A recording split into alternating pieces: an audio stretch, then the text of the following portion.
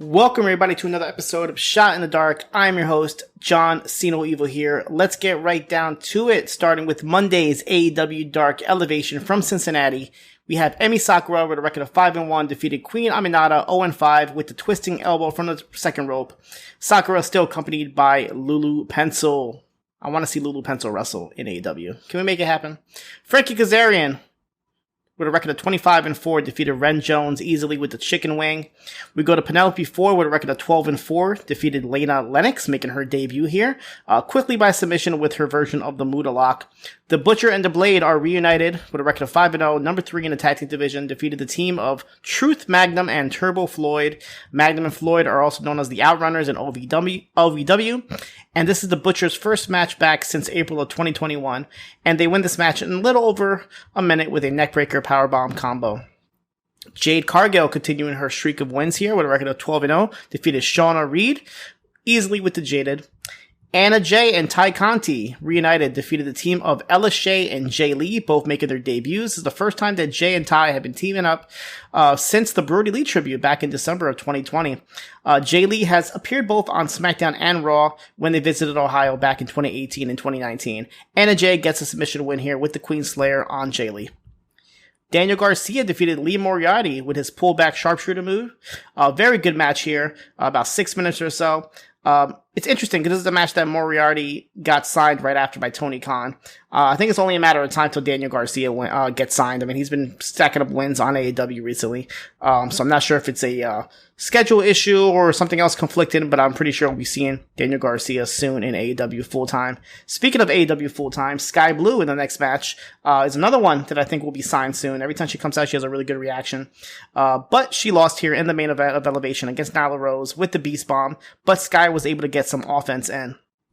It should be noted there was a 9th match that was scheduled with Hikaru Shida and Nevaeh, who you may remember from Impact Wrestling before she left a couple months back. That match got cut. Supposedly there were some issues with the match, not going the ways that they expected it to. That's all I really know about that, so I'm sure we'll probably never see this match. AEW Dark on Tuesday. This is their first show from the new Dark Zone or AEW Zone from the Universal Studios in Orlando. You might be familiar with this place as they filmed TNA there, as well as a whole bunch of other wrestling. So it's good to see wrestling back in Universal. And we had Taz and Tony Schiavone on commentary as Excalibur is still on his honeymoon. The show starts with Leyla Hirsch and Jade Cargill having a face-to-face backstage ahead of their solo matches tonight, as well as their one-on-one match on Dynamite. The whole show was kind of revolving around Leyla Hirsch and Jade Cargill, it felt like. The Butcher and the Blade defeated Rosario Griller and Hunter Knott easily. Anna Jay defeated Ashley Dubois easily with the Queen Slayer. After the match, Anna gets attacked by the Bunny, but Ty Conti runs out for the save. 2.0 defeated the team of Eric and Andrew Lockhart. These two brothers have appeared on 205 Live before, but it's the first time they're in AEW. 2.0 wins with a 2 for the show, and after the match, along with Daniel Garcia, they keep attacking them. Jade Cargill, with a record of 13-0 now, defeated Angelica Risk with the Jaded. Very easy.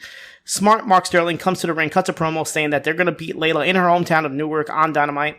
And she shouldn't even be allowed in Universal Studios as there is a height requirement, making a joke with the rides here. We have a short little video package with Diamante and Big Swole pretty much saying that their feud is far from over and it will never be over.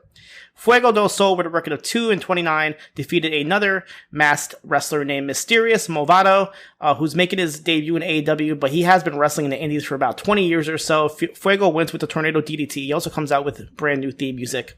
Sean Spears, with a record of 10-3, defeated Cash, also known as Invictus Cash, very easily here. During the match, he kind of calls out Darby Allin, says this is for you as he hits his Death Valley Driver for the win.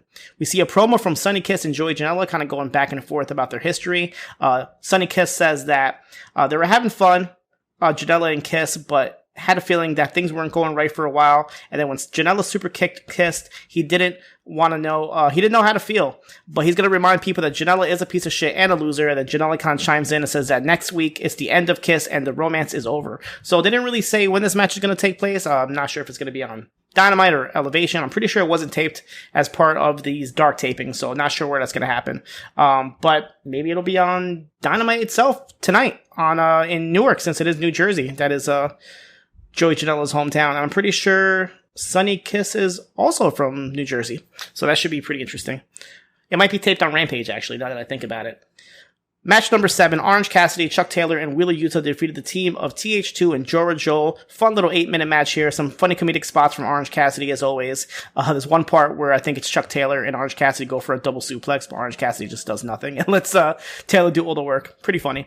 Orange gets the pin on Joel after the orange punch. And the main event, Leyla Hirsch defeated the much taller Kylan King. I think that was the whole idea here, was to have Leyla Hirsch beat somebody who's taller than her before fighting Jade Cargill. But pretty good main event here. Leyla wins with a running knee strike, and after the match, Jade comes into the ring. They get into a little scuffle, but Leyla is actually able to take Jade down. So that's the story going into Dynamite. First show, not bad. You know, I was dreading a little bit when I saw the tapings. There was like over 50 matches taped. So I wasn't sure if they're going to have like marathon shows or whatnot. But if they keep it at 8 matches per show, that'll last them a couple months, probably going into full gear. So I'm actually okay with that. And you have that Orlando crowd there that you might recognize from like Full Sail or NXT. So that's pretty cool to kind of have wrestling back in the Universal Studios. We go to NXT UK, where we have another Heritage Cup tournament match as Wolfgang defeated Sam Gradwell. Gradwell gets the first fall here with a pin in round 3. Wolfgang comes back in round 4 with a pin, but Wolfgang gets the win after a spear in round 5 to advance, and will face Tielman in the semifinals, while Noam Dar will face Kenny Williams. We go to Sid Scala backstage, who says due to Blair Davenport's actions last week when she attacked Scala, NXT UK management has decided to suspend Davenport. They also announced that Joe and Mark Coffey will challenge Pretty Deadly for the tag team titles next week. And then we see Gallus celebrating Wolfgang's win, and Jordan Devlin kind of yells at them for interrupting his massage. And Joe Coffey kind of gets in Jordan's face, so I'm sure we'll see that match. And the main event, there was actually only 2 matches here. The second match was Ashton Smith, Oliver Carter, and Saxon Huxley defeated Symbiosis, with Carter pinning Primate after the Doomsday Cutter. We go to Stevie Turner, who's backstage talking about her match with Meiko Satomura and how she can beat her next time. But Emilia McKenzie interrupts her and challenges her to fight instead. And they actually re-showed the Ilja Dragunov Walter match from TakeOver 36, but this time it has like commentary and comments from certain wrestlers like Dragunov, Rhea Ripley, Cesaro, Drew McIntyre, Finn Balor, and Finn Balor actually mentions how his match with Walter has escaped him a couple times and he still wants to do that match. Sheamus and Tony Storm as well. We go to NWA Powerrr, where the show starts with Trevor Murdoch calling out Nick Aldis to say that he respects him after their match, and he's going to give him the floor to speak to the people. But Nick Aldis says that when he started in 2007, Murdoch, who was then a WWE Tag Team Champion, took time to come down to the camp and talk to all the students, and he remembers that. And because of that, he's going to give the floor back to Murdoch as he's going to step away a while from NWA. We go to a tag team tournament quarterfinal match as Aaron Stevens and Kratos defeated the Rude Dudes, who are El Rudo and JB Stanley. Kratos pinned Stanley, but the story being that Stevens wasn't too happy with Kratos kind of tagging himself in and doing all the work himself. But after the match, Kratos, he does a passionate promo to try to hype Stevens up, and Stevens responds back by saying the last person who talked to him like that was his trainer, Killer Kowalski, and now he has some decisions to make. We have a face-to-face with James Storm and Judas, who's accompanied by James Mitchell. Storm challenges Judas to any match they want, as long as Judas puts up his opportunity for the NWA National Championship. James Mitchell's a little hesitant about that, but they do get into each other's faces and do make the match official. We go to Marty Bell, who defeats Paola Blaze with the Hell's Bells pedigree. Now, the story is, since Marty Bell has got the win, they have one more chance, that being Genocide and Paola Blaze, to get a tag team title shot. So if Genocide defeats Allison Kay in their next match, they will get that shot. And after the match, Camilla comes out and attacks Molina, who was sitting on commentary for the match. May Valentine is with Colby Carino, JTG, and the Pope. The Pope says that everybody is wondering when he's going to cash in his title opportunity, but he says that he respects Trevor Murdoch too much to surprise him like that, and just Murdoch should know that he is coming for that title. JTG and Carino address their match next week against Hawks Irie, and then Chelsea Green and Kiera Hogan come out, and Chelsea is in her full hot mess mode, and Kiera's kind of not concerned about that. She's more concerned about Mickie James, and says that she needs to have a conversation with her after what happened last week. We go to an NWA TV title number 1 contenders match as Jordan Clearwater defeated Scion and Jeremiah Plunkett. Black Cheese distracts the referee and Austin Idol hits Scion with something to the face, so Clearwater gets the pin, and Tyrus ringside is not too happy that he's getting a title shot. And the main event was a humiliation showdown, as they called it, which is pretty much a slap fight between Jack Stane and Crimson. They both smack each other to start the match, kind of like those slap fights you might be seeing on Fight TV. But then Dane punches and knocks Crimson down and starts attacking him. Trevor Murdoch, who was the judge, tries to intervene and stop them. Tom Latimer comes out. Chris Adonis comes out from Strictly Business to help Jack Stane. The Pope comes out to stop him. Judas runs out, gets into action. James Storm comes out and stops him. And everybody just brawls all over the outside to end the show. We go to 205 Live. This is the last show from the old CWC before 205 2.0 debuts next week in the new arena. So Valentina Feroz gets her first win in WWE, defeating the Katrina Cortez, the masked luchador here, with a swinging DDT. They're both making their debuts here. Katrina, you might remember, is the former Carolina, who was with Sin Cara briefly on Raw in 2019. She's been with NXT for a while. And the second match here, the team of Odyssey Jones and Trey Baxter defeated the team of Josh Briggs and Joe Gacy. Gacy and Briggs beat on Baxter the entire match until Odyssey tags in and pins Briggs. New Japan Pro Wrestling Strong has the second ever LA Dojo Showcase, which includes Kevin Knight defeated the DKC with the Boston Crab. Clark Connors defeated Alex Coughlin, and Ren Narita defeated Carl Fredericks with a belly-to-belly bridge suplex. After the match, Fred Rosser comes out and tries to shake Narita's hand. He refuses, so he challenges him to for Fighting Spirit Unleashed next week. And Narita responds with, "I don't care if you are a former superstar, never take the LA Dojo lightly." So those tapings start next week, and those are the ones with the fans from the Long Beach show.